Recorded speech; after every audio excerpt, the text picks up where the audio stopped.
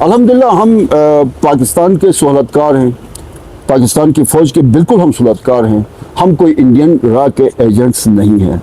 हम कोई खुदा न खास्ता अमेरिकन CIA के लिए काम नहीं कर रहे हैं, हम खुदा न खास्ता कोई खाद के लिए काम नहीं कर रहे हैं। हमने इस पाकिस्तान के लिए काम करना है। हम नज़रियाती तौर पे, हम जहनी तौर पे, हम आइडियालॉजिकली हम समझते हैं कि हम इस ममलिकत खुदादाद पाकिस्तान का हिस्सा हैं। एक डिस्प्यूट है, कश्मीर का एक इशू है, UN का एक इशू आ गया है, बट आपकी एक स्पेशल स्टेटस है। आप अगर किसी ने सोशल मीडिया के ऊपर इस हवाले से कोई मवाद शेयर किया, 6 बंदे अभी जेल जा चुके हैं, उनके खिलाफ भरपूर कार्रवाई होगी और इसमें किसी किस्म की कोई रियायत नहीं होगी। लेकिन कमांडर FCNA ने वाज़ेह तौर पे बता दिया है कि जी हाँ, यहाँ पे निकलें अफगानिस्तान से, उनका टारगेट जीवी है।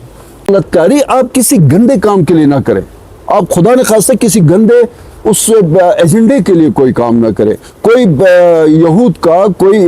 हिंदुस्तान का एजेंडा आगे बढ़ाने के लिए सहूलतकारी ना करे। शर्म तो उन लोगों को आनी चाहिए जो उन एजेंडों को आगे बढ़ाने के लिए खुदा न खास्ता अगर वो करते हैं, तो हमें तो फख्र है। हमारे ऊपर इल्ज़ाम ही यही है ना कि हम पाकिस्तान के लिए काम कर रहे हैं। और जो भी हमसे कोई काम ऐसा हो जाता है जिससे इलाके में कोई किसी को भी तकलीफ पहुंचे, चाहे वो मेरिट के हवाले से हो, चाहे किसी का हक हम खाते हैं या किसी के साथ कोई ज़्यादती करते हैं,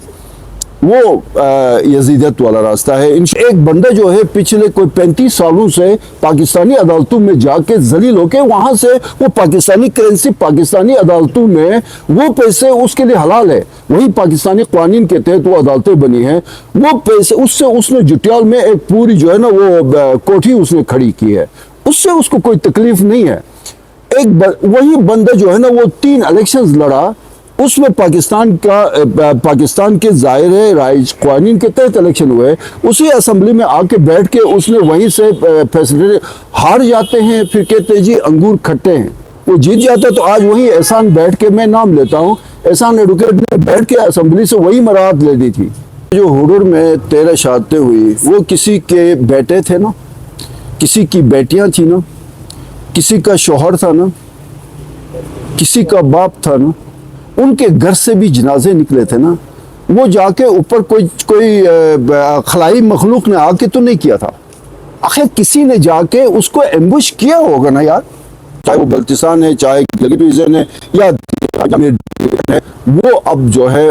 उसके लिए ज़ीरो टॉलरेंस है इसमें हर जगह पे, चाहे वो GB के तमाम 10 अजला में किसी भी सूरत में किसी को भी कानून को हाथ में लेने की इजाज़त नहीं होगी। वो तेरे बंदे कोई सैलाब में या पानी में तो नहीं आए थे,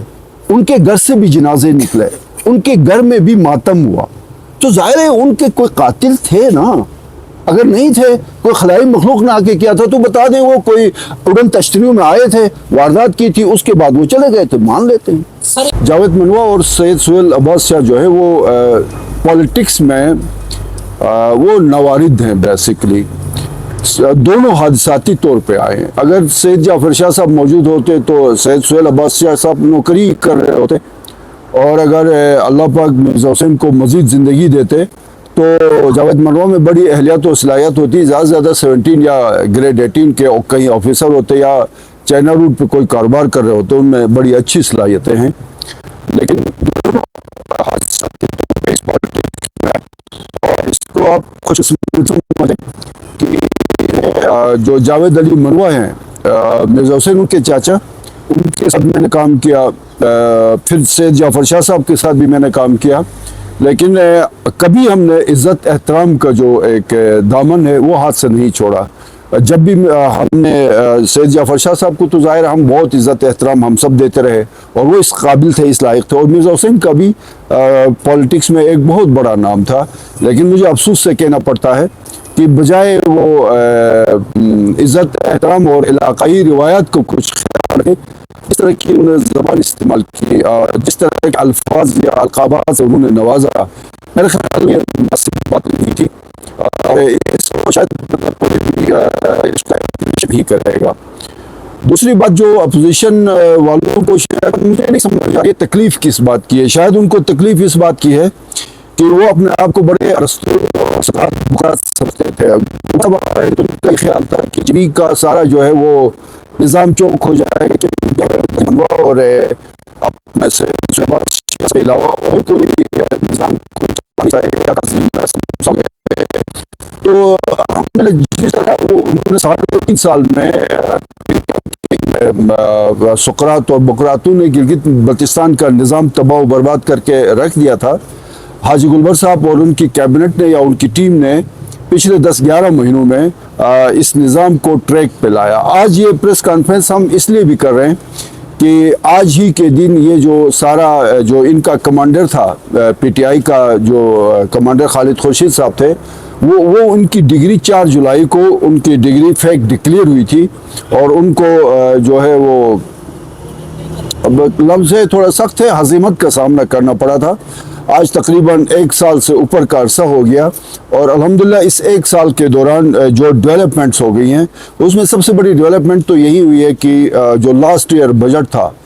उसमें 35 अरब से ज़ायद का इजाफा हो गया है। यही पीटीआई की हुकूमत थी जो गंदम सब्सिडी के लिए जब इनके पास सीलिंग की जो रकम है पैसे ख़त्म हो गए तो जीबी के बजट से, डेवलपमेंट बजट से काट के 1.5 अरब रुपए इन्होंने गंदम सब्सिडी पे खर्च किए थे। और यही अपोजिशन थी जो एक पैसा जो है ये वफाक से अपने ऐलानात तो इन्होंने बड़े किए पीएसडीपी प्रोजेक्ट्स में, लेकिन एक पैसा वफाक ने इनको नहीं दिया था। और इसी 11 महीनों में पीएसडीपी के बड़े प्रोजेक्ट्स जिसमें शायरा नगर है, हैंजल पावर प्रोजेक्ट है, आपका जो है वो अख्ताबाद का जो 1 मेगावाट जो आपका पावर प्रोजेक्ट है, सारी जो थे हाजी गुलबर साहब और इनकी टीम ने, और हम बहुत ही मशकूर हैं जो पीडीएम की हुकूमत थी पिछली और अब नून लीग की हुकूमत है फेडरल में, उनके हम इंतहाई मशकूर हैं कि हालांकि यहाँ पे चीफ मिनिस्टर जो है उनकी पार्टी का नहीं था, कोलेशन में वो ज़रूर हैं नून लीग और पीपल्स पार्टी वाले, लेकिन उन्होंने गिलगित बल्तिस्तान के हालात को, यहाँ की हसासियत को, यहाँ के अवामी जो मसाइल हैं उनको मद्देनज़र रखते हुए इतनी खतीर रकम दी। तो इंशाल्लाह हम अपोजिशन की ये जो बाज़ औक़ात जो है वो जिस तरह मैंने कहा अलक़ाबात और फिर एक लफ्ज़ इस्तेमाल करेंगे वो नाराज़ हो जाएंगे, ये जो बकवासियात ये करते रहते हैं ये बेसिकली इनकी फ्रस्ट्रेशन है। हम गिलगित बल्तिस्तान में डेवलपमेंट को और ज़्यादा तेज़ करेंगे ताकि इनकी फ्रस्ट्रेशन में और इजाफा हो इंशाल्लाह, और जैसे जैसे इनकी फ्रस्ट्रेशन में इजाफा होता जाएगा गिलगित बल्तिस्तान में तरक्याती अमल उसी हिसाब से आगे बढ़ेगा।